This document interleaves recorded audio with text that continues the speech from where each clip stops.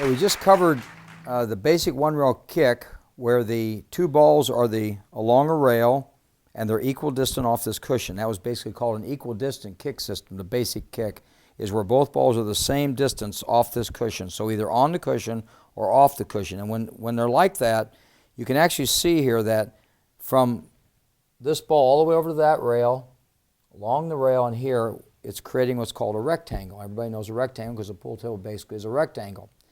So in any time you get a situation where you see this rectangle in front of you like this, you can use the basic one-rail kick system where you take the midpoint between two balls, go across, and aim down that line after you do the parallel shift.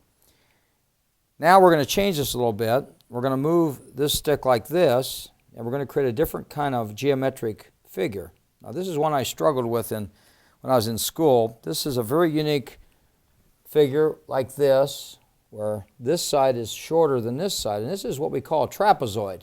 Now I like to call it related to the men flying trapeze in the circus, but so people can kind of relate it with humor, but basically this is a trapezoid, and the calculation of this kick is a little bit different. So now the cue ball's up here, and the concept is pretty simple. I'll go ahead and explain to you exactly how this is calculated. This is a shot you're going to get quite often. The first thing you do is you take an imaginary ball and you put a ball here close to the 8 ball. So for instance, this would be what we call a ghost ball. That's where you have to hit to make this 8 ball in the corner pocket. You take this red ball here where it contacts the 8, go along the end rail parallel to this, and where it meets this point right over here where this cushion comes down is called the 7th pocket. Then you take the distance from the 3 ball to the cue ball and find a midpoint on that line. We talked about midpoints before, so from the 3 to the cue ball, there's a midpoint on that line. Take your time, make sure you've got that right. And then it's a very simple process from there. We simply connect these 2 points. We connect the midpoint from the cue ball to the ghost ball target. We connect it with the 7th pocket over there, and then we do our parallel shift, just like this. Now, everybody knows what the parallel shift is. And then you shorten up your bridge for an accurate stroke, and shoot the cue ball right down that line just like this. This is no English, just hit it nice and smooth, just like the ball goes in the pocket. So this is a very simple concept, and you can use this in various situations. If a ball's sitting out here, cue ball's over here, you want to hit this 8 ball, you would basically take an imaginary place here by the 8 ball. So when the cue ball comes off, that's where it would have to hit to make it.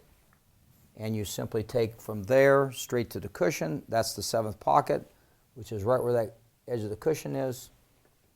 Connect it to the midpoint, just like we did over here, and move parallel. When you do that and you shoot it right down that line, you'll make contact. Now you may not make it, but you're going to make contact. So this eliminates giving ball in hand. So the 7th pocket, the basic one-rail kick, which is a midpoint, all of these are valuable in your game. These are your most common shots you're going to have. We're using one-rail kicking principles, both 7th pocket and otherwise. So enjoy them, according to Dr. Q.